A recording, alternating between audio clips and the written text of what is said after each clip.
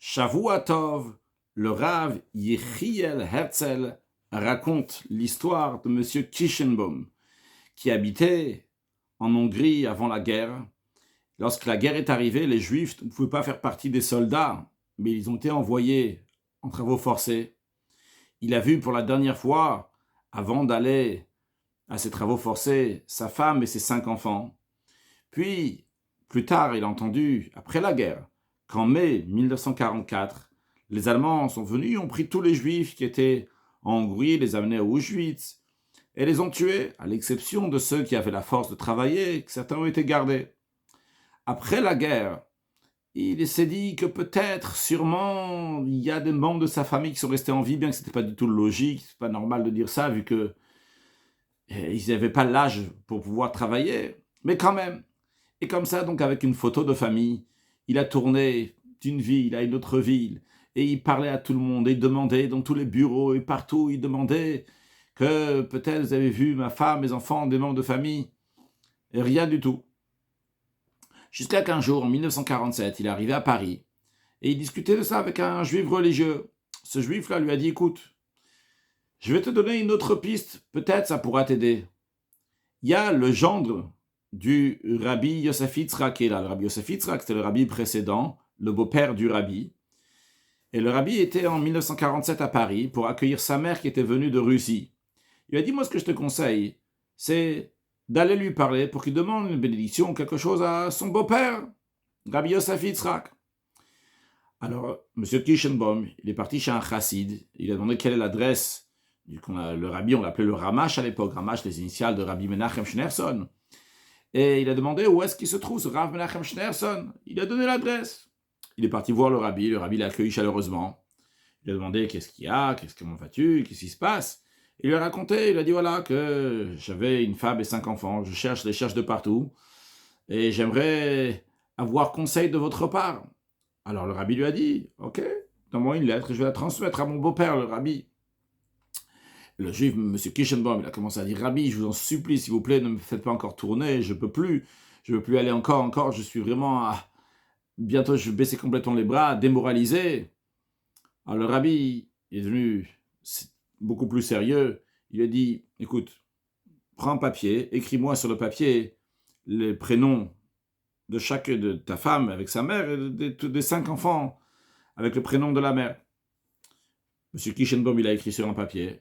Le rabbi a pris ce papier, s'est levé, est parti à la fenêtre, a regardé comme ça pendant un moment, et il revient chez M. Kirshenbaum, il lui dit voilà, cette fille-là, il lui montre une fille, donc des 5 enfants, qui s'appelait Rachel, il dit elle va la chercher à Budapest.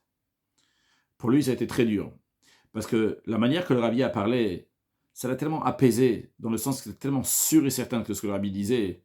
D'un côté, il a compris que ses membres de famille sont morts, mais d'un autre côté, il a eu aussi la nouvelle qu'il y a une fille qui est encore en vie. Il a dit, où est-ce que je pourrais la trouver? Il a dit, va à Budapest. Il a dit, comment à Budapest? Il a dit, va à Budapest, tu la trouveras déjà. Et avant que M. Kirshenbaum parle, le rabbi lui a dit, ne raconte pas cette histoire jusqu'à après mes 120 ans, après les 120 ans du rabbi. D'ailleurs, aujourd'hui, quand on raconte cette histoire-là, on est bientôt aux 120 ans du rabbi, dans le sens que le rabbi est né en 1902, et on est en 2022, donc ça va être 120, on va fêter Yudalef Nissan, les 120 ans du rabbi. En tous les cas, le rabbi l'a dit dans le sens de 120 ans, après que je quitte ce monde, physiquement en tous les cas. Donc, M. Kirshenbaum, il est parti à Budapest, et le jour même, le lendemain, il cherche dans un journal des nouvelles, quelque chose, et il voit qu'il y a un orphelinat qui est écrit qu'il y a des enfants qui sont encore là d'après la guerre, que personne n'est venu les chercher. Tout de suite, il a décidé d'aller voir à cet orphelinat. Il est parti. Dès qu'il est rentré, une fille, Rachel, qui lui a couru dans les bras en criant papa, et lui, il s'est retrouvé avec sa fille. Au moins, sa fille qui est restée en vie, le rabbi lui a dirigé où est-ce qu'elle se trouvait, comment la retrouver. C'est une histoire incroyable qui nous montre la vision du rabbi. Et on parle d'un rabbi qui n'est pas officiellement rabbi. On est en 1947, le rabbi n'est pas encore devenu officiellement rabbi, comme après donc, le décès de son beau-père, Rabbi Yosef Yitzhak. Mais le rabbi voit très très loin. Cette histoire, je l'ai raconté Shabbat aussi, suite à ce qu'un juif m'a dit que Mashiach, il arrive peut-être. C'est pas Mashiach grave, c'est bon, peut-être il va arriver.